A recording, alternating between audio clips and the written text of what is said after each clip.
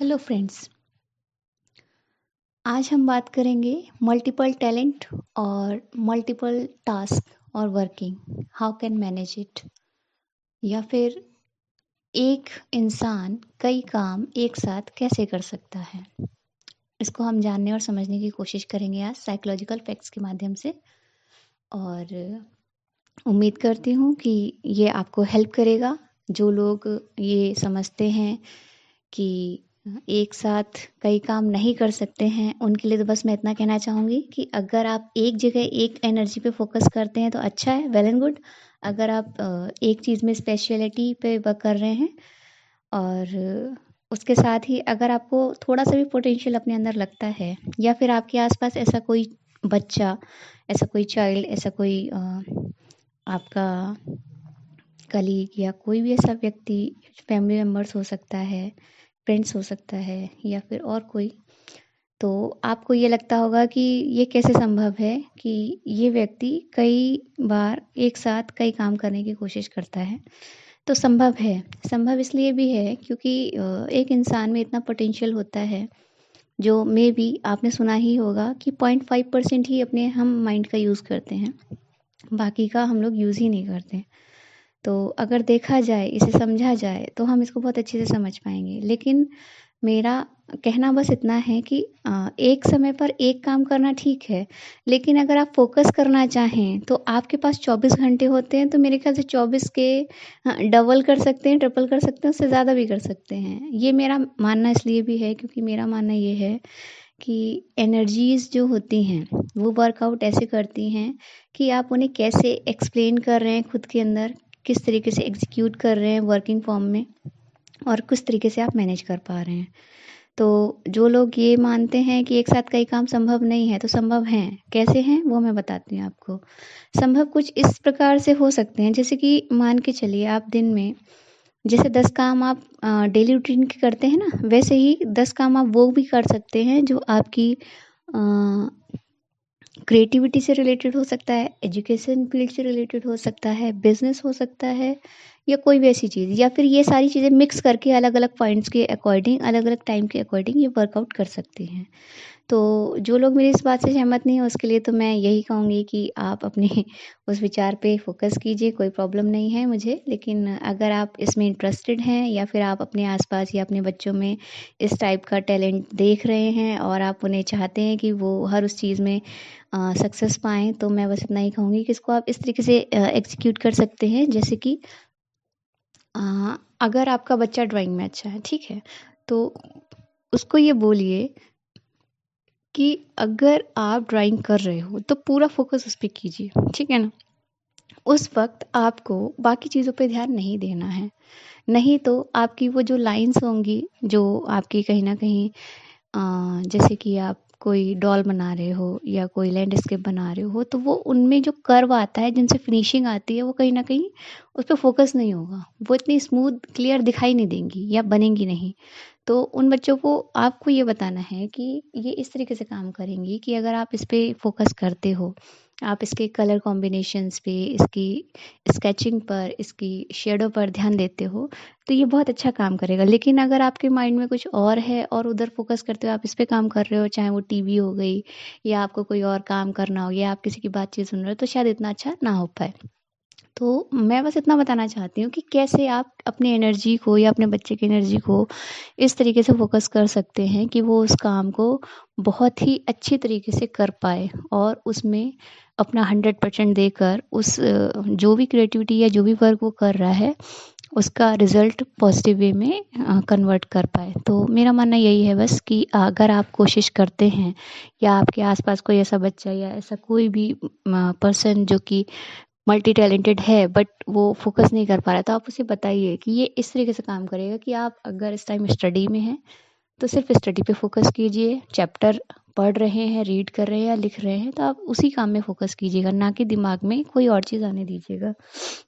अपने सराउंडिंग में अगर कोई चीज़ आपको इरिटेट करती है, मान के चलिए अगर आस-पास कोई ऐसी चीज़ है, तो मैं कहूँगी कि एक अलोन प्लेस अपना जो भी है रूम वग़ैरह में बनाइए, जिससे कि आप स्टडी कर पाएँ, फ़ोकस कर पाएँ, और उस बीच में आपका वॉइस से रिलेटेड प्रॉब्लम या अदर जो भी टॉकिंग फेज़ हैं या जो भी है उस तरफ आपका ध्यान नहीं जाना चाहिए। मान के चलिए कि होता तो सब कुछ है लाइफ़ में, शोरगुल होना या फैमिली में होता ही है कि जब 2-4 लोग होते हैं तो बातें होती हैं या फिर और कुछ ऐसा होता है, तो कहीं न कहीं चीज़ें डिस्ट्रैक्ट करेंगी आपको। लेकिन आपका फ़ोकस इस फ़ेज़ में होना चाहिए कि आपको अपनी स्टडी पे फ़ोकस करना है या आप जो भी काम कर रहे हैं, चाहे वो आपका राइटिंग हो गया, स्केचिंग हो गया या फिर कोई भी काम जिस पे फ़ोकस करके ही बहुत अच्छा किया जा सकता है, तो वो काम ऐसे होगा। लेकिन अगर आपको लगता है कि कुछ चीज़ें अगर वर्कआउट नहीं कर रही हैं, तो आप उसको टाइम के अकॉर्डिंग मैनेज कीजिएगा। जैसे कि आपको लगता है कि ये टाइम खाली रहने पर इस टाइम साइलेंस फॉर्म ज़्यादा वर्कआउट करता है, तो उस टाइम स्टडी का या ऐसे किसी काम का वो टाइम आप बना सकते हैं। लेकिन अगर आपको लगता है कि कोई काम या कोई टाइम जो है वो फाइनली आपको सूट नहीं कर रहा स्टडी के लिए या फिर आपकी ऐसी किसी क्रिएटिविटी के लिए, जैसे कि म्यूज़िक क्रिएट करना होता है या फिर कोई ऐसी चीज़ जिस पे फ़ोकस और साइलेंट फीचर ज़रूरी हो जाते हैं, तो उस वक़्त में आप वो काम ना करके दूसरा काम कर सकते हैं। जैसे कि मान के चलिए अगर उस टाइम में कोई गेस्ट आ जाए या फिर आपको कोई और काम निपटाना है या घर में पेरेंट्स ने बोल दिया कि ये काम रह गया है, इसे कर दो या फिर कोई और चीज़ जो आपकी पेंडिंग में रह गई है, तो आप उस बीच वो काम कर सकते हैं। आप अपने डेली रूटीन के काम निपटा सकते हैं। आप अपने फैमिली मेंबर्स की हेल्प करना चाहते हैं या हेल्प करते हैं घर में, जैसे कि होता है गर्ल्स किचन में हेल्प करती हैं और बॉयज़ को घर के और थोड़े बहुत काम करने होते हैं, देखने होते हैं, तो वो उस टाइम पीरियड में कर सकते हैं। लेकिन जैसे ही टाइम उनको लगे कि स्पेस मिल रहा है, साइलेंट ज़ोन आ रहा है, वो सुबह या शाम का टाइम होता है, तो उस बीच आप उस काम को बहुत अच्छे से कर सकते हैं। तो इस तरीके से आप मल्टी टैलेंटेड होने के साथ-साथ मल्टी क्रिएटिविटी आप कर सकते हैं और आप यकीन मानिए जब आप इस तरीके से काम करते हैं, तो वो काम बहुत अच्छा होता है और अच्छा होने के साथ-साथ आपके वो रिज़ल्ट आपको फ़ेवर भी करते हैं और जब रिज़ल्ट फ़ेवर करेगा तो आपकी कहीं न कहीं एक हैप्पीनेस बढ़ती है आपके अंदर और आप उस काम को फिर डे बाय डे और इम्प्रूव करने की कोशिश करते हैं। इस तरीके से मान के चलिए कि आप अपने टाइम को मैनेज करते हुए जिसमें आपके डेली रूटीन में आपका अपना पर्सनल ज़ोन जैसे कि होता ही है। सुबह उठते ही अपनी हाइजीन करना, क्लीनिंग वगैरह होती है होम की, बाकी सब चीज़ें घर में जो काम होते हैं उनके साथ-साथ अपनी स्टडी पर, वर्कआउट पर, बिज़नेस या जो भी आप करते हैं उन सभी का अपना टाइम मैनेज कर लीजिएगा और उसके बाद एक के बाद एक स्टेप बाय स्टेप हर काम को टाइम दीजिएगा और टाइम देने के साथ-साथ ये फ़ोकस कीजिएगा कि आपकी फर्स्ट प्रायोरिटी क्या है? जिससे कि आप जब काम कर रहे हो तो आपके माइंड में डिस्टर्बेंस ना हो कि मेरा ये काम रह गया है या उसे करना था या इसे करना था। इस तरीके से आप पूरा फ़ोकस कर पाएँगे अपने काम पर और काम भी आपका अच्छा जाएगा। जब आप अपनी प्रायोरिटीज़ सेट कर लेते हैं, जब आप अपने टाइम के अकॉर्डिंग ज़ोन सेट कर लेते हैं कि मुझे इस टाइम पीरियड में स्पेस मिलेगा तो मैं स्टडी का देख लूँगा और जब ज़्यादा शोर हो रहा है या जब आपको लगता है कि ये टाइम पीरियड घर के काम का या फिर आपके पर्सनल हाइजीन का है, तो उस टाइम को आप उसी तरीके से कैलकुलेट करते हुए वर्कआउट करेंगे। लेकिन जब आपको लगे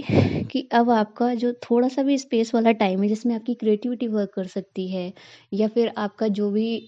थिंक एंड थॉट आइडिया है, जैसे कि कुछ लोग यूट्यूब चैनल बनाते हैं या फिर उनका क्रिएटिविटी में कोई इंटरेस्ट है, वो आर्ट वगैरह, पेंटिंग वगैरह कर सकते हैं। या फिर ऐसा कुछ जैसे कि म्यूज़िक का जिन्हें इंटरेस्ट है, तो वो उस टाइम में उसको क्रिएट करना या उसको बनाना या पोएट्री वगैरह या कुछ भी ऐसा जो आपको लगता है कि आज के टाइम में बहुत सारी ऐसी हॉबीज़ होती हैं, उन्हें सीखना, करना और ऑनलाइन सिस्टम पे भी आजकल बहुत कुछ चीज़ें मिल रही हैं देखने सुनने को, तो आप उन्हें जान समझ सकते हैं उस अलोन पीरियड में। लेकिन अगर आपको लगता है कि आप उस टाइम फॉर्म में भी मैनेज कर पाते हैं, तो उसको आप मैनेज बहुत अच्छे से करते हुए उस काम को भी कर सकते हैं। अब इसको 2 तरीके से किया जा सकता है। एक वो लोग होते हैं जो कि कितनी भी सराउंडिंग में कुछ भी हो रहा हो लेकिन उनका माइंड फ़ोकस करता है सिर्फ़ और सिर्फ़ काम पर। तो उनके लिए तो ये ईज़ियर हो जाता है और ऐसे लोग बहुत ही कम लोग होते हैं। मान के चलिए 2 से 4%, बहुत ज़्यादा हुए तो 10% ही ऐसे लोगों में क्वालिटी होती है। तो मुझे लगता है कि जो ज़्यादातर स्ट्रेंथ जो होती है ह्यूमन बीइंग्स में वो कॉमन लोगों की होती है। तो कॉमन लोगों के हिसाब से तो मैं यही कहूँगी कि अगर आप कॉमन लोगों में अपने आप को समझते हैं, तो मेरा मानना ये है कि आप अपने टाइम को मैनेज करते हुए, अपनी सिनेरियो को देखते हुए और आप किस फॉर्मेशन में वर्क कर पाते हैं। थोड़ी-सी भी आवाज़ से अगर आपको मतलब हिट होती है या फिर आपकी चीज़ें डिस्टर्ब होती हैं, तो मेरे ख़्याल से आप उन चीज़ों को अवॉइड करके उस तरीके से आप अपने टाइम को मैनेज कर सकते हैं। लेकिन अगर आप थोड़ा-सा भी इग्नोर कर पाते हैं और फ़ोकस कर पाते हैं, तो आप उस तरीके से आप अपने काम को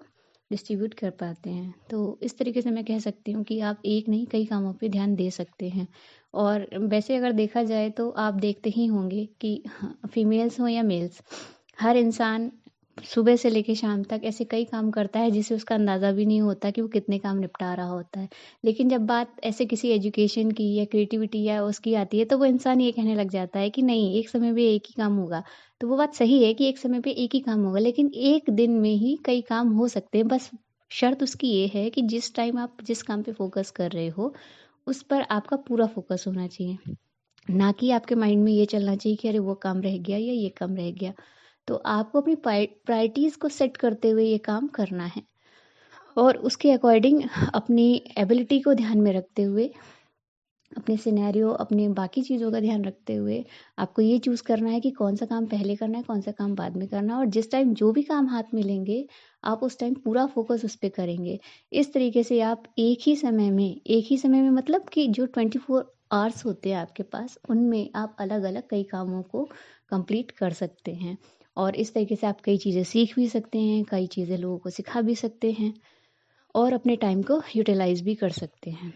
तो मुझे लगता है कि इस तरीके से बड़ा ईज़ियर वे में आप कई चीज़ों को एक साथ कंप्लीट कर पाएँगे। लेकिन जो लोग ये मानते हैं कि नहीं, एक टाइम पर एक ही फ़ोकस करना चाहिए, तो मेरा मानना बस इतना है कि देखिए, लाइफ़ है, लाइफ़ में कभी-कभी 100 साल भी कम पड़ जाएँगे। अगर आप उन लोगों से मिलेंगे जो बुज़ुर्ग हो चुके हैं, तो उन्हें लगेगा कि शायद हमने वो नहीं किया जो हम करना चाहते थे। तो मेरा मानना ये है कि वो टाइम ड्यूरेशन भी कम पड़ जाती है जब हम देखते हैं तो। लेकिन अगर आप उसी टाइम को डबल कर दीजिएगा, तो वो इस तरीके से कर सकते हैं कि आप जितनी स्ट्रेंथ है और जिस टाइम में आप अपने आप को एक्टिवेट फ़ील करते हो, उस टाइम में ज़्यादा से ज़्यादा काम को निपटाने की कोशिश की जाए। और जिस टाइम में आपको थोड़ा-सा लगे कि आपको हेल्थ इश्यू है या मेंटली जैसे डिप्रेशन वगैरह की फ़ेज़ कभी-कभी फ़ील होती है या आप बिल्कुल ही एनर्जी आपकी लो हो जाती है और बिल्कुल नहीं समझ में आता कि क्या करना चाहिए, तो उस टाइम में थोड़ा-सा खुद को रेस्ट देना सीखिए। मेंटली रेस्ट भी ज़रूरी है, फिज़िकली रेस्ट भी ज़रूरी हो जाता है। तो मेरा मानना यही है कि अगर आप थोड़ी-सी भी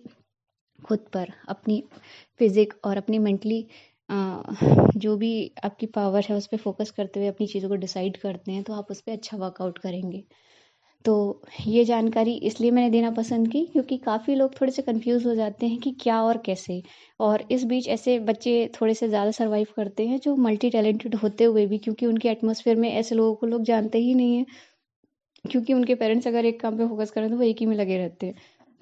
उसी में पूरा दिन दे देते हैं। तो ऐसे बच्चों को समझने और समझाने के लिए मुझे लगा कि ये चीज़ बतानी या ये जो मैसेज कन्वे करना बहुत ज़रूरी है, जिससे कि वो बच्चे कुछ अच्छे से चीज़ों को समझ पाएँ और उनके सराउंडिंग में जो भी पेरेंट्स या जो भी भाई-बंधु हैं, वो उन्हें समझने में सहयोग करें और उनकी उसमें हेल्प करें, जिससे कि वो और अच्छे से वर्कआउट कर पाएँ अपने काम में, अपने प्रोफ़ेशन में या अपना जो भी उनका एरिया है, उसमें वो बहुत अच्छा कर पाएँ।